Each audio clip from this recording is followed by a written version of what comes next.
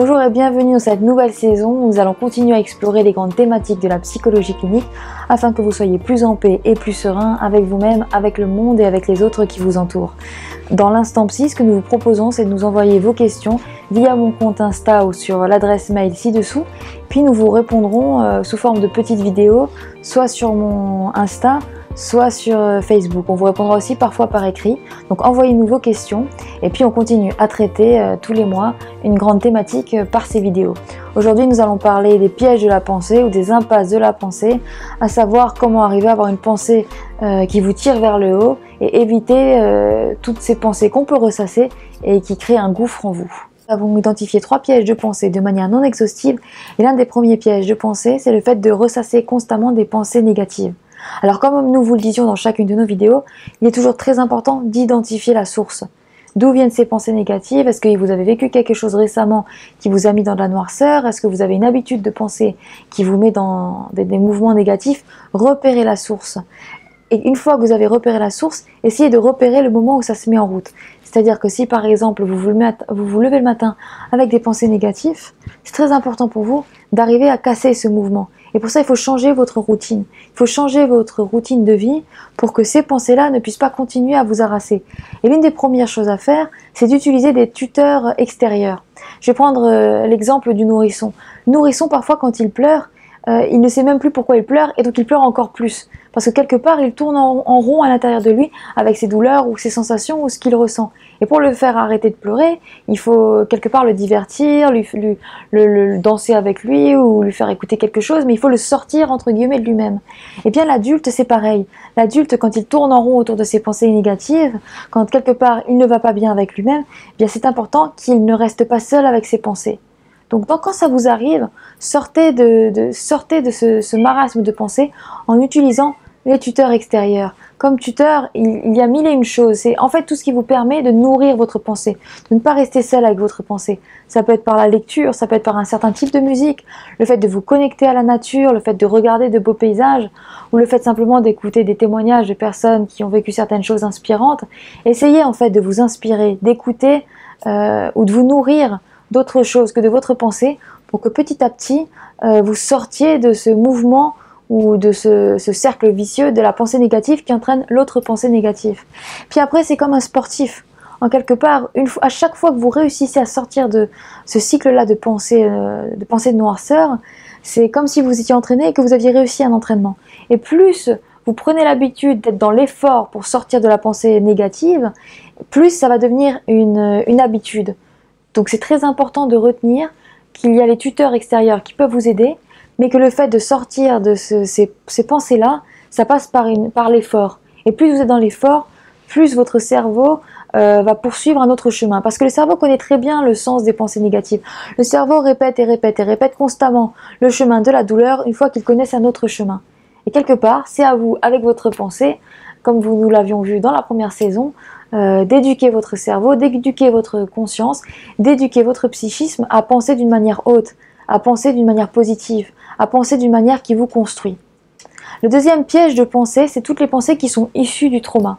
Alors dans nos vies, on vit et on vivra des milliers d'épreuves, des traumas. Quelque part, on se façonne aussi dans le trauma de notre généalogie, dans le trauma de nos aïeux. Donc mille et une choses peuvent traumatiser un être humain. Et vos pensées, quand elles sont négatives, parfois elles sont issues de ce trauma. C'est toutes les pensées qui peuvent surgir à un instant où on s'y attend pas. Les pensées où vous êtes par exemple tranquillement en train de marcher, tranquillement en train de vous endormir, et tout d'un coup une sensation de l'angoisse, de la peur vous vient et vous ne savez pas exactement d'où ça vous vient. Mais il y a eu des traumas et ça en est la résultante. Alors là aussi, il faut l'identifier. Identifier d'où vient votre trauma, identifier d'où vient ce cycle de pensée, et pour en sortir, vous pouvez utiliser les tuteurs de pensée comme nous en parlions dans le point numéro 1. Moi, ce que je vous propose, c'est vraiment d'essayer de faire le chemin qui vous permettrait de régler les traumas. Et pour ça, c'est toujours pareil, identifier et poser un acte. Identifier et poser un acte. Vous pouvez l'identifier avec un professionnel, mais vous pouvez déjà aussi commencer à l'identifier par vous-même. Essayez de voir vos pensées, à partir de quand elles ont commencé, à quel événement traumatique elles se rattachent et dans quel cycle vous êtes enfermé. Est-ce que vous êtes tout le temps en train d'avoir peur que quelque chose se répète? Est-ce que ça vous a rendu méfiante par rapport au monde, méfiante par rapport à vous-même? Cherchez la conséquence de votre pensée. Et c'est ainsi que petit à petit, vous pourrez aussi défaire ce trauma-là. Là aussi, il y a plusieurs solutions que vous pouvez mettre en place, mais le tout, c'est de verbaliser. Et en fait, c'est comme nous en parlions dans le premier point, c'est ne pas rester seul avec ses pensées. Vous pouvez verbaliser par l'écrit, écrire ce que vous ressentez, écrire aux personnes concernées, essayez d'avoir un système de lettres ou d'écrit ou de journal où vous stockez un peu tout ce que vous ressentez et ça vous permettra en fait de verbaliser et que donc votre psychisme se transforme par la verbalisation. D'ailleurs, on le sait maintenant avec les nouvelles études de neurobiologie, que quand on verbalise, on se transforme. Donc c'est très important de verbaliser. Le troisième point, c'est les pensées dénigrantes ou rabaissantes à votre égard, ou à l'égard du monde, ou à l'égard de ce que vous faites. C'est toutes les pensées qui vous donnent l'impression que vous n'êtes pas à la hauteur, que vous n'y arriverez pas, que rien ne marche, que rien n'est positif. Pour identifier ces pensées, posez-vous toujours 3 questions. Est-ce que ces pensées vous sont utiles? Est-ce que ces pensées vous aident à construire quoi que ce soit? Est-ce que ces pensées vous aident à voir le monde de façon positive? Si vous répondez non à ces 3 questions, c'est que vous êtes dans ce cas de figure des pensées dénigrantes. Alors elles peuvent venir, comme nous en parlions dans les points précédents, de trauma, ça peut être votre névrose, ça peut être issu de votre arbre généalogique, ça peut être aussi issu, comme nous l'avons vu souvent dans nos vidéos, de regards anxieux, de vos aïeux, même de deuil par exemple que vous avez pu vivre et qui ne sont pas encore réglés, tout ce qui n'est peut-être pas encore réglé en vous, donc ça peut avoir 1000 et une manières, mais de façon générale, quand face au miroir on n'est pas à l'aise avec soi, c'est qu'il y a quelque chose à régler et donc des questions à se poser. Donc un premier point, c'est d'essayer d'identifier d'où est-ce que ça vous vient, ce côté négatif, ce regard négatif sur vous. Ça peut venir de vos parents, de vos grands-parents, de regards que vous avez reçus, de regards que vous n'avez pas reçus, de présence dans vos vies, d'absence dans vos vies, de gens qui vous ont quitté, de deuil, ça peut venir de 1000 et une manières. Mais l'identifier, c'est déjà un premier pas en dehors de ce cycle-là. Parce que quand on cesse de croire à ce qu'on pense de négatif, on est déjà en train de moins penser de manière négative. Donc remettez en question vos pensées négatives. Cherchez à les remettre en question, cherchez à les challenger. Essayez toujours à chaque fois de vous dire pourquoi je suis en train de penser que je n'y arrive pas.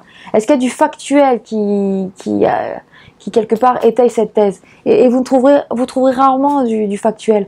En fait, si par exemple face à votre miroir vous vous dites je n'arrive à rien construire, regardez dans votre vie, vous allez voir des éléments qui vous prouvent que vous pouvez construire, que vous arrivez à construire. Et si vous n'en voyez pas, de toute façon, ça peut être aussi la névrose. Donc de manière générale, étant donné que toute notre vie est issue de la perception, et que la perception, c'est ce qui fonde notre vie, il faut prendre soin de sa perception. Il faut faire attention à notre manière de voir le monde. Si vous voyez le monde d'en bas, il y a un choix chez vous de le voir d'en bas et vous verrez tous les autres autour de vous d'en haut. Donc faites le choix de regarder tout le monde d'égal à égal. Faites le choix de croire en vous. Et faites le choix, si c'est difficile pour vous de croire en vous, d'au moins poser l'hypothèse que vous n'y arrivez pas parce qu'il y a de la névrose ou parce qu'il y a des traumas, mais pas parce que vous avez raison de ne pas croire en vous, ou pas parce que vous êtes nul ou que vous n'êtes pas à la hauteur. Donc c'est tout un raisonnement de pensée, un travail sur la perception qui va vous permettre d'arriver à avoir une meilleure image de vous-même et à sortir de ces pensées dénigrantes. Et là aussi, ce brouhaha de pensées dénigrantes, en fait, ça vous submerge, c'est comme des pensées sans fondement, qui colorent votre miroir. Donc vous allez les reconnaître aussi par là, parce qu'aucun événement vous permet de penser que vous n'êtes pas à la hauteur, que vous n'arriverez pas. C'est quelque part quelque chose qui se nourrit malgré vous. Toutes ces pensées-là, tout ce qui vous vient, que ce soit le point 1, le point 2, le point 3, c'est toujours à traiter comme du non factuel. C'est toujours à traiter comme de la névrose ou comme des éléments issus de votre chemin. Ne les traitez jamais comme quelque chose qui est la vérité ou la réalité, traitez-les toujours comme quelque chose qui est de l'ordre de l'imaginaire. Et sur l'imaginaire, on a un énorme impact. Sur l'imaginaire, on peut tout travailler. Ce que vous voyez du monde, c'est quelque part ce qui vous a nourri et ce que vous projetez. On voit le monde tel qu'on est. Donc choisissez bien comment vous allez nourrir votre pensée. Nourrissez votre pensée avec des sources d'inspiration. Nourrissez votre pensée en vous-même, vous challengeant pour devenir ce que vous avez envie de devenir. Ne soyez pas des individus stagnants, des individus immobiles. Essayez toujours d'être en mouvement. Et un des premiers mouvements, c'est de sortir de ces mouvements de pensée négatives. Nous continuons dans de prochaines vidéos avec d'autres thématiques. Envoyez-nous vos questions sur cette vidéo, donc sur les pensées et sur comment sortir des pensées négatives. Et puis nous vous répondrons sous forme de petites vidéos, comme je vous le disais au début, par Insta ou sur Facebook. À très bientôt et d'ici là, que la psychologie vous accompagne sur tous vos chemins.